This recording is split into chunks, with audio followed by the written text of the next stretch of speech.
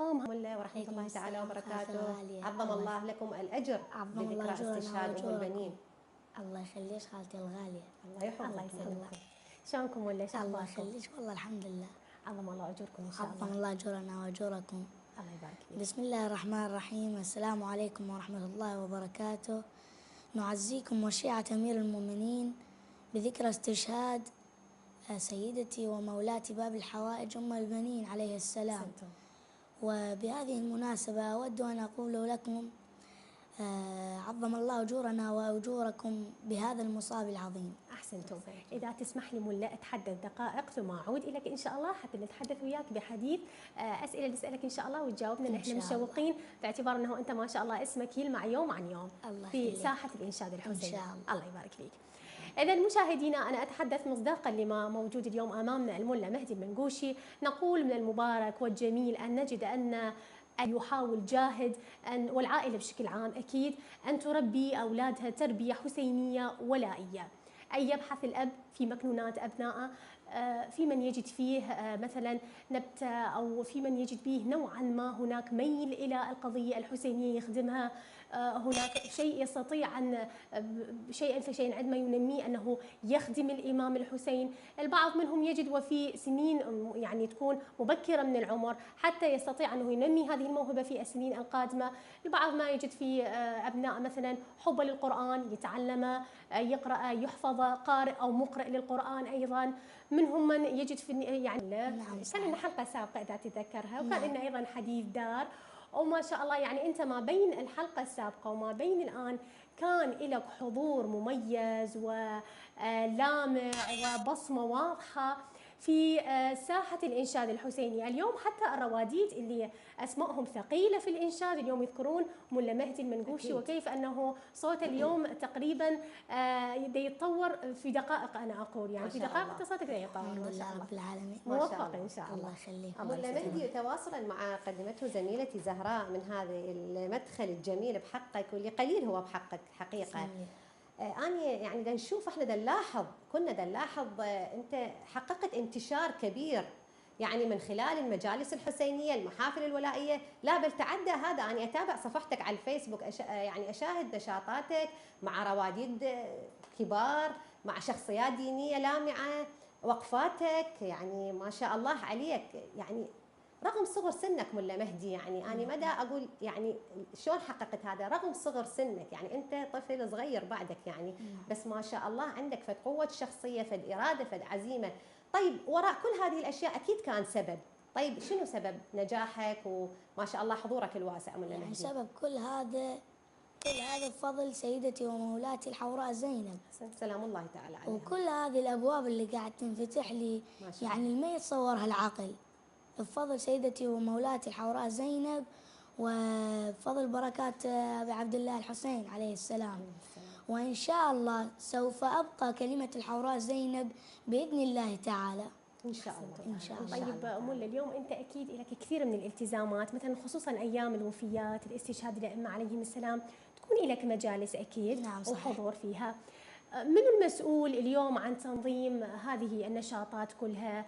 ينسق لك أعمالك وارتباطاتك، يقول لك اليوم عندك موعد كذا في هذا المجلس وهذا هيئ القصيدة الفلانية، من هو المسؤول؟ المنسق بالمناسبات والمجالس والمهرجانات هو والدي بالتعاون مع الأستاذ علي المنظور الكربلائي. نعم أحسنتم.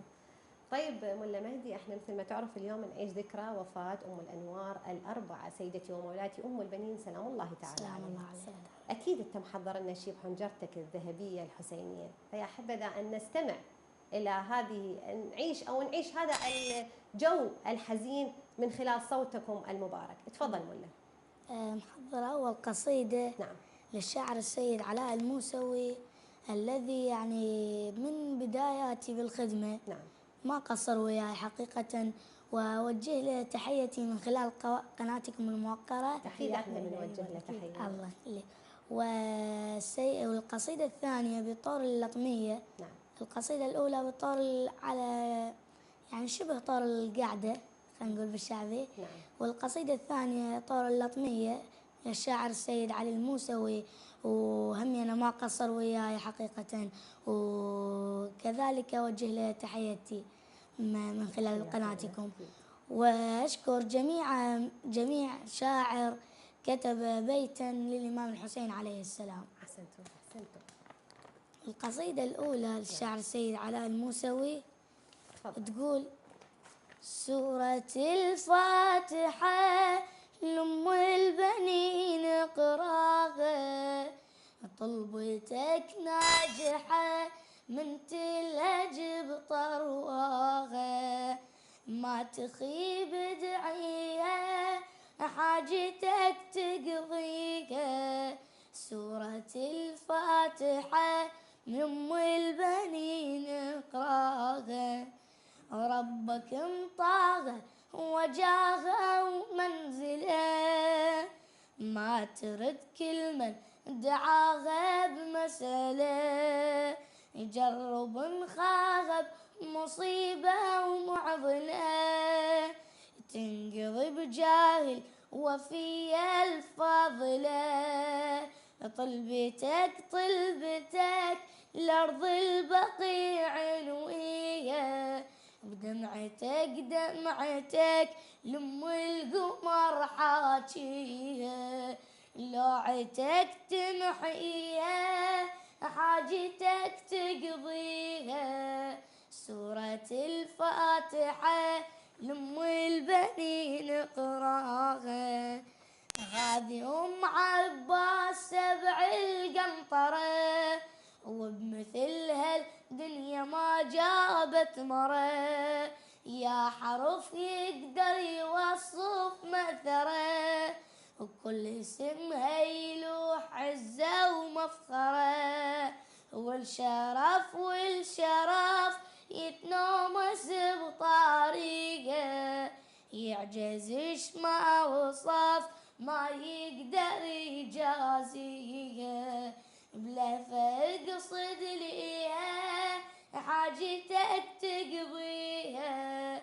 سورة الفاتحة لأم البنين اقراها، طينة أم عباس من طينة وفاه، تقطري ثار وحنان وعاطفة، وبالفخر من كربلاء تحمل صفاه، للعليل التراب بلسم شفاه، عالدهر راية باء وآية، وللبشر كعبة ووفاء وغاية، ومنه لي دانيها حاجتك تقضيها.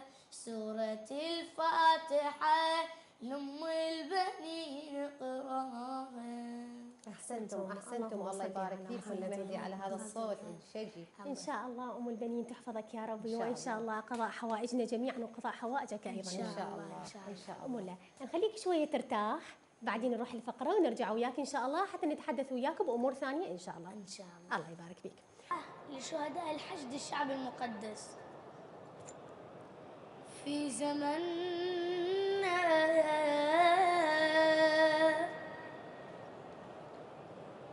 بس حزننا لايق علينا وكحل عيون، والنحب اخوه بسرعة انهم يرحلون وحتى ما يودعون، عدنا كم جسم ورملة وكم عذاب، هالقصيدة شقد قراوها من المصاب، اذكريني من تمر زفات شباب، يما ذكريني من تمر زفات شباب، يما ذكريني من تمر زفات شباب، من العرس محروم حن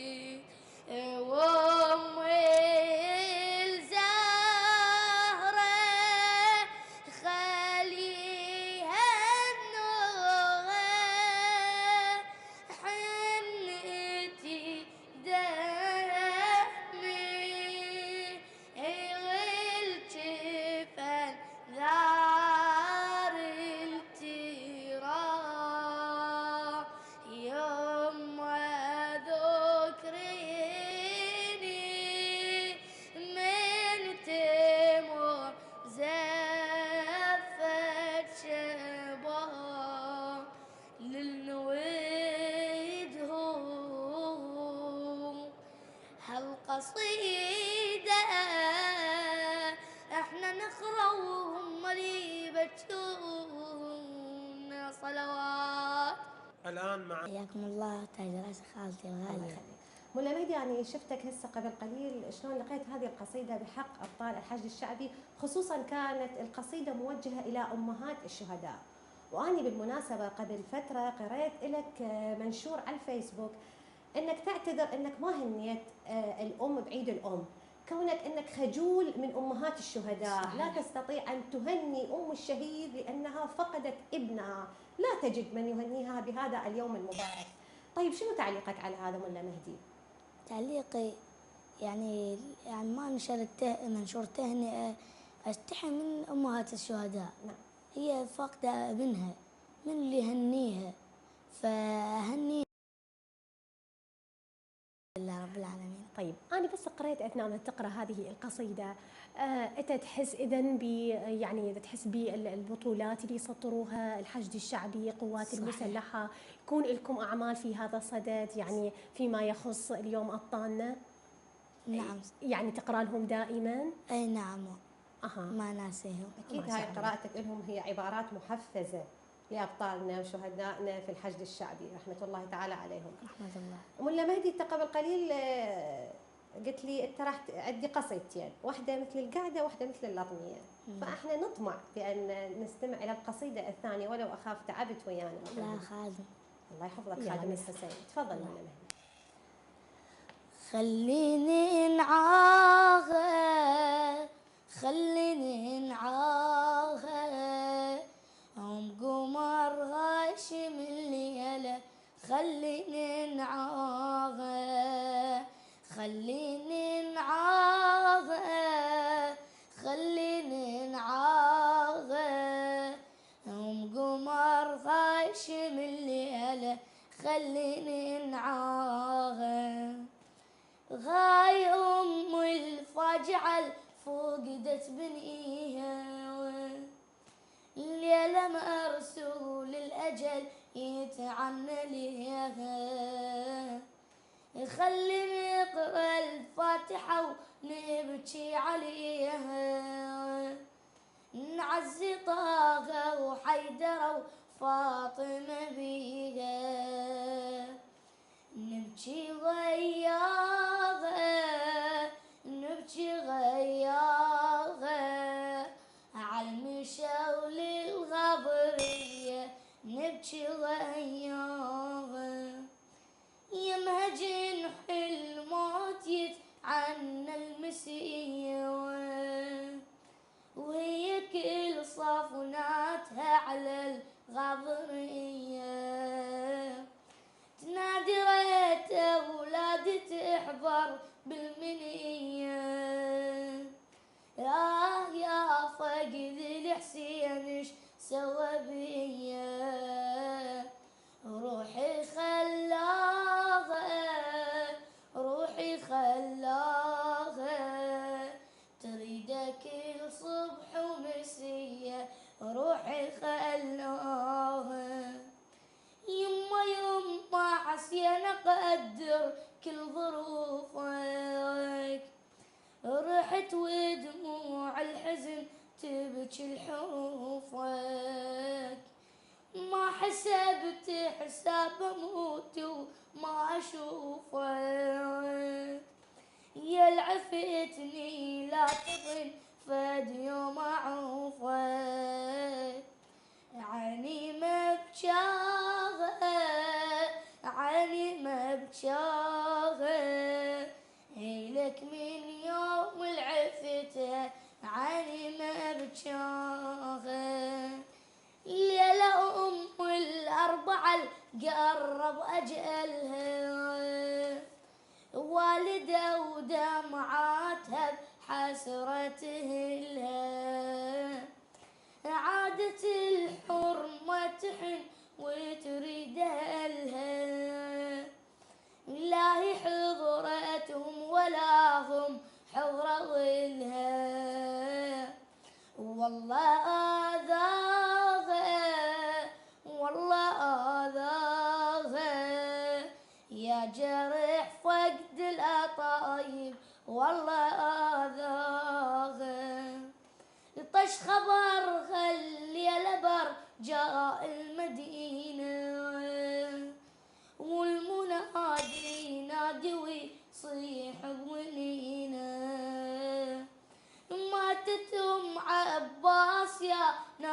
الحزينة ماتت بلوعة على فراق الضعينة. الله جازاها الله جازاها جازت حسين بولده الله جازاها الله جازاها الوفية عن وفاها كل شي للغالي نطت والله نطاها حب ابو السجاد وانطاها الوجاها بابها باب الحوائج للنخاخة حاشا ننساها حاشا ننساها ما ننسى زينب وهلا حاشا ننساها. احسنتم، طيب الله انفاسكم ان شاء الله. ملا مهدي المنقوشي، صراحه احنا تمنينا انه الوقت اكثر حتى نقدر انه نسمع. عندك هواي اوراق نضمها على الحلقات الجايه ان شاء الله، وقصائد هوايه حتى نسمعها. طبعا ملا مهدي اكيد توصل تحياتنا وسلامنا لكل اللي ينمون عندك هذه الموهبه، مشرفين عليك دائما ويوفرون كل متطلبات من شأنها أنه تبلور عندك هذه الموهبة الموجودة عندك والحنجرة الصداحة بحب أهل البيت عليهم السلام. وإن شاء الله نشاهدك أيضا دائما خصوصا على شاشة قناة كربلاء الفضائية، دائما نشاهدك إلك أيضا ما شاء الله يعني كثير من القصائد التي تقال، لك حضور، خصوصا أنه حتى أنت حضرت في نداء العقيدة اللي دائما ما يقوم به المنتسبين هناك. الحمد لله. إن شاء الله تكون اليوم أنت برعم صغير بإذن الله تعالى مثل ما دعينا لك في الحلقة السابقة. إن شاء الله بالحلقات المقبلة عندما يكون إن لقاء وياكم إن شاء الله أنت أكثر وأكثر إلك صدى وأفقك أوسع في الحديث. الله يبارك فيك، الله يبارك فيك. أكيد دعاء لك بالتوفيق. ولا مهدي طبعا ما أعرف شو أقول لك، يعني شكرنا جزيل حضورك معنا. إن شاء الله خالة دائما أحضروا يعني لأن حقيقة تضيف للبرنامج فد نكهة خاصة يعني إن شاء الله وبحضورك المتميز. طبعا وملا مهدي ان شاء الله الله يعطينا العمر والعافيه نشوفك نجم لامع للطريق اللي شقيته هو طريق حب اهل البيت صلوات الله عليهم. اكيد لك كلمه تقولها خاصه الى قناه كربلاء الفضائيه. الحمد لله رب العالمين. نعم، اشكر قناه كربلاء الموقره. واشكرهم على الدعوه، واشكر الكادر الفني والمخرج، واشكركم جميعا. اكيد تحيات كل الكادر لك، وان شاء الله توعدنا ان شاء الله بلقاء اخر ان شاء الله. الله يبارك فيك. دعانا لك بالموفقيه، وما تنسى توصل لنا سلام الى كل الاخوه اللي مثل ما ذكرنا هم مشرفين على تلبيه كل المتطلبات اللي من شانها انه خلي صوتك بهالطريقه. سلامنا الخاص للوالد والوالده، الله يحفظهم لك، اكيد هم سبب نجاحك الاول والاخير. نعم الله يحفظك. الله يخليك. شكرا جزيلا. اذا مشاهدينا